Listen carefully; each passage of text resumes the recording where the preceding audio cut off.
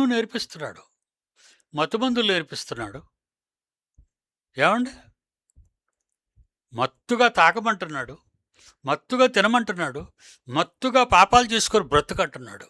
ఇదేనండి బ్రతుకు.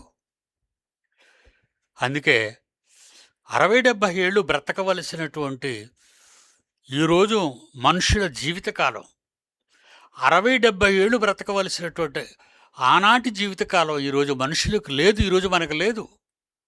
ఎందుకంటే 50 ఏళ్లకే హార్ట్ అటాకు, 20 ఏళ్లకే హార్ట్ అటాకు, పసివాళ్ళకి కూడా హార్ట్ అటాకే. తల్లిదండ్రులు చేసిన పాపానికి పిల్లలు బలైపోతున్నారు. ఏ కాలంలో పెళ్లి చేసుకోవాలో అప్పుడే చేసుకోవాలి. ఏ కాలంలో పిల్లల్ని దైవభక్తిలో పెంచాలి అప్పటి నుంచే పెంచాలి. కానీ మీరు అలా పెంచడం లేదు మీ పిల్లల్ని మీ ఇష్టానుసారంగా. వాడు చదువులు చదివేయాలి, కోట్లు సంపాదించేయాలి, గొప్పవాడైపోవాలి, ఆ తర్వాత మమ్మల్ని ఇంట్లో నుంచి తగిలేయాలి. మరి అందుకని పిల్లలందరూ తల్లిదండ్రులు బయటకు తగిలేస్తున్నారు, వృద్ధాశ్రమాల్లో జాయిన్ చేసేస్తున్నారు. వినరిక మీ మాట. వాళ్ళని వదిలారా వినరు. అదిగో అలా తాడు కట్టుకొని ఉండాలి ఇంటి ముందు కుక్క పిల్లని కట్టినట్టు. ఇందాక చూశారు కదా, వాస్తవం అది. మీకు నేనేమీ ఇవి చెప్పటం లేదు కథలో. కనుక సాతాను మింగేయడానికి చూస్తున్నాడు మనల్ని, మింగేస్తాడు. ఎన్నో అలవాట్లు నేర్పిస్తున్నాడండి, ఎన్నెన్నో. గుండె పోతుంది, కిడ్నీస్ పోతున్నాయి, ఊపిరితిత్తులు పోతున్నాయి. మళ్ళీ యాడ్ ఇస్తాడు, సిగరెట్ పెట్టి ఇదే వాడండి అని అడ్వర్టైజ్మెంట్ చేసుకుంటాడు. ఆ సిగరెట్ పెట్టి మీద స్మోకింగ్ ఇంజూరియస్ టు హెల్త్ అంటాడు. అన్నీ వాడే రాస్తాడు. పాడు చేస్తున్నాడా? వాడే ఆడించుకుంటున్నాడు, వాడే మిమ్మల్ని చంపుతున్నాడు. కానీ వాడు మానడు.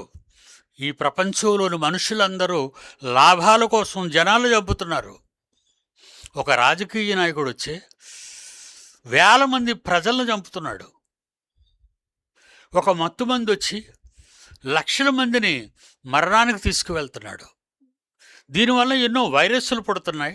ఆ వైరస్సుల వల్ల అమాయకులు కూడా చచ్చిపోతున్నారు. కరోనాలో ఏ పాపం చేయని వాళ్ళు కూడా చచ్చిపోయారు ఆ వ్యాధి సోకి.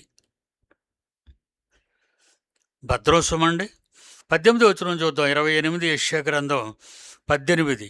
మరణముతో మీరు చేసుకున్న నిబంధన కొట్టివేయబడును. ఏటి ఎక్కువ కాలం బతికేద్దాం అనుకున్నారా? ఎక్కువ కాలం బతికేద్దాం అనుకున్నారు. చావు రాకుండా ఏమైనా ట్రై చేస్తున్నారా? చూడండి, ఇప్పుడు అన్నీ కూడా ఎక్కువ కాలం బతకాలి, ఈ పండు తినాలి, ఆ పండు తినాలి, ఫలాంది తాగాలి, మార్నింగ్ ఇలా చేయాలి, వ్యాయామం చేయాలి, యోగా చేయాలి. శరీరాన్ని కాపాడుకోవడానికి ఇదంతా. శుభ్రంగా మన పూర్వకాలంలో మన తల్లిదండ్రులు ఎలాంటి పవిత్రమైన ఆరోగ్యకరమైనటువంటి భోజనాలు పెట్టారో ఆ భోజనాలు తింటే ఈ మందులు వద్దు, ఈ డాక్టర్లు వద్దు. పల్లెల్లో కొండల్లో బతుకుతున్నటువంటి ఎంతోమంది ఉన్నారు. ఏమీ లేని గ్రామాల్లో దేశాల్లో బ్రతుకుతున్న వాళ్ళు ఉన్నారు. వాళ్ళు ఎక్కువ బతకటం లేదా? జపాన్ దేశంలో అయితే 100 సంవత్సరాల కంటే ఎక్కువ బతుకుతున్నారు చాలామంది. భారతదేశంలో అయితే 10 సంవత్సరాలకి హార్ట్ అటాక్లు వస్తున్నాయి పిల్లలకి. కారణం చెడిపోయిందండి. భారతదేశం చెడిపోయింది. ఈ చెడుతనం గురించి ఒక మంత్రి ఆలోచించడు, ఒక నాయకుడు ఆలోచించడు, ఒక సంఘ సంస్కర్త ఆలోచించడు, ఒకవేళ చెప్పినా వినరు. 18వ వచనం, మరణముతో మీరు చేసుకున్న నిబంధన కొట్టివేయబడును. 19వ వచనం, ప్రతి ఉదయము, ప్రతి పగలు, ప్రతి రాత్రి అది వచ్చును మృత్యు. పర్లేదండి, నేను ఇంకొక 20 ఏళ్ళు బతుకుతానండి, నేను ఇంకా చిన్నపిల్లోడినండి అంటున్నారా? చచ్చిపోతావు. పర్వాలేదండి, నేను యవ్వనంలో ఉన్నాను, ఎక్సర్సైజ్ బాడీ నాది, నేను హ్యాపీగా ఉన్నాను.